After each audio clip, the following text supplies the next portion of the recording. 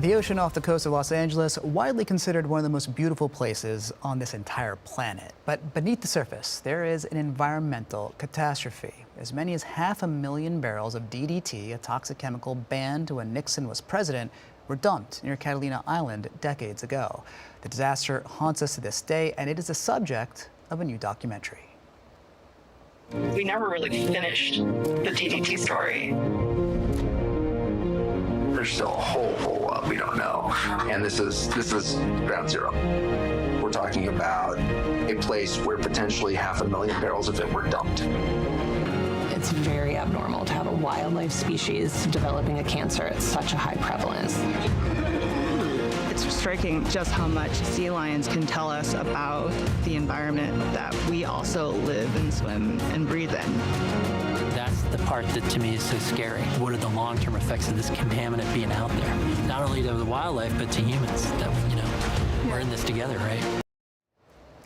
That documentary is titled Out of Plain Sight, and joining me now are the people behind the film. Rosanna Xia is the environmental reporter for the LA Times. She broke the story. Pulitzer Prize finalist, directed and produced Out of Plain Sight. Right here, Rosanna, thank you so much for being here. And also Daniel Straub, who directed and produced the documentary. Congratulations to both of you on a series of really successful screenings, great reviews, and such important work. Yeah, thanks so much. Thank you. Thank you for coming in. This begins with a tip, and I think it's important, it's dramatic, but it also speaks to the process of journalism.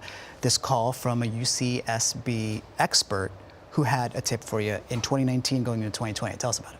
Yeah, so Professor David Valentine at UC Santa Barbara called me. I'm the ocean coastal environmental reporter for the Los Angeles Times, and he sent me, that image of that barrel that is just so haunting. And, from there, we weren't sure how many there would be underwater, what was inside, and just, how it even got there. And so from that first phone call, I'll never forget the first conversation we had. It just became this massive unraveling, layer after layer of this history that was just right there if we knew what questions to ask and what documents to look for. And it's just been mind-blowing to realize just how much we've uncovered, and the story continues. Professor Valentine just went out to sea again to do more research, and this is just a very active, ongoing investigation. Yeah, and there's so many ways in which that's captured by the film, Daniel.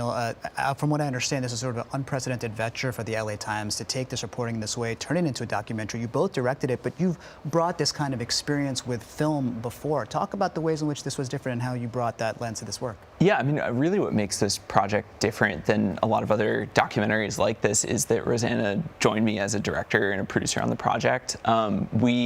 Austin and I, my brother, who is also a cinematographer, producer on the project, we had been following the stories since you had originally published it and been thinking this could make a great film. Eventually approached her and asked her, can we just follow you while you're doing the reporting? And it became clear really quickly that we shouldn't just be following her with the film, but that she should be steering the film. She was the way that the public was made aware of this issue. And she was a great guide for the film and the audience as we kind of took in all this information. It's something like October of 2020, if I'm not mistaken, when your first piece publishes. It looks great on the site to this day, very interactive. The photos that you mentioned, it had this visual sense to it. But you've talked about this film as not just a recap of that journalism, but as you mentioned, Daniel, a sort of real-time exploration. The cinematography is beautiful. Talk about that process and also the ways in which you worked with these documents to bring the story to bear. Yeah, this is truly an unprecedented project for the LA Times, and I think what's really unique about this film is that it isn't an adaptation of my journalism, or that I'm not kind of the talking head in the film. It is my journalism presented in 94-minute form.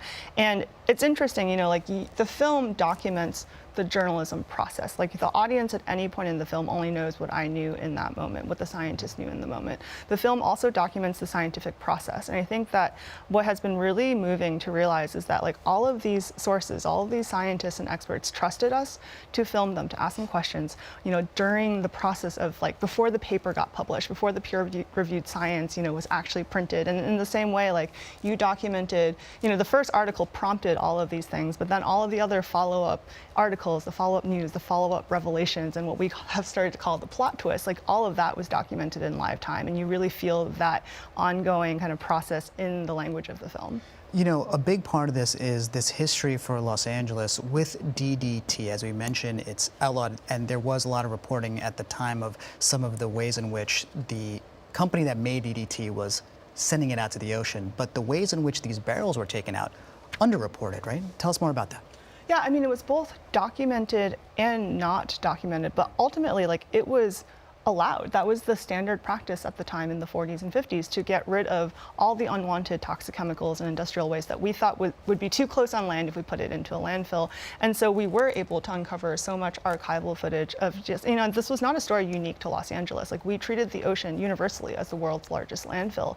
And I think, you know, this story is about, it zooms in on one chemical that gets dumped off of one coast into one part of the ocean, but it is a story, like a parallel story to all the other chemicals that got dumped into the ocean that we, you know, unknowingly just continue to live with, and the consequences do continue to haunt the world today. You know, Daniel, one of the things I love about watching the film is seeing the way you're using 2 boxes with some of this archival footage, and we're getting a deeper sense of the dimension of what's happening in that moment, archivally, historically, tying it to the moment. Sometimes you double up the box for effect. It's amazing. Just talk about the way you thought through that structure. Yeah, so our cinematographer, Austin, was also our editor, and so part of his job became like, how do we tell this 80 years of forgotten history?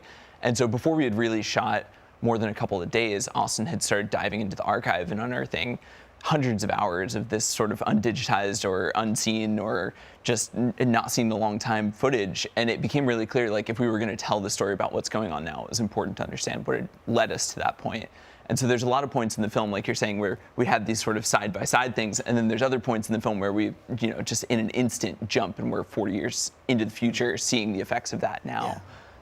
And yeah, it was really incredible to see just how much footage there was of this issue that we've collectively forgotten On the about. back of this work, there have been congressional hearings, there's been expedited expeditions to see this site and to survey it more to get a better sense of what's actually still even there. Rosanna, just talk a bit, as in our final moments, not just about the hope for the future, because hope can be hard to come by when it's so tragic, but also, as you say, the courage that you have, that you felt you found in making this film, that you hope to transmit to those who are watching.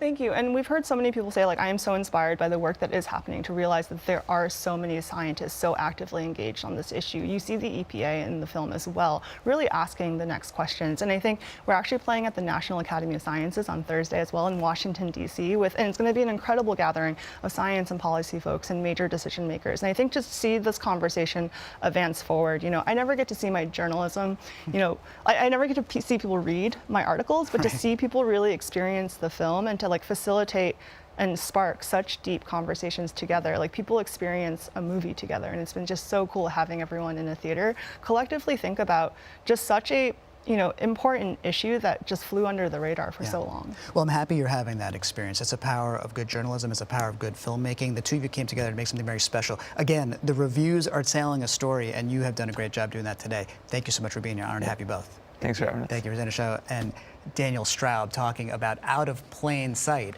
a film that is playing at the Aero Theaters, part of the American Cinematheque, and more screenings that you can find on their website. Thank you for watching our YouTube channel. For more stories in your communities, click the subscribe button right here. You can also download our app or watch us on TV for the latest information, balanced coverage, weather updates every 10 minutes, and more. We'll see you then.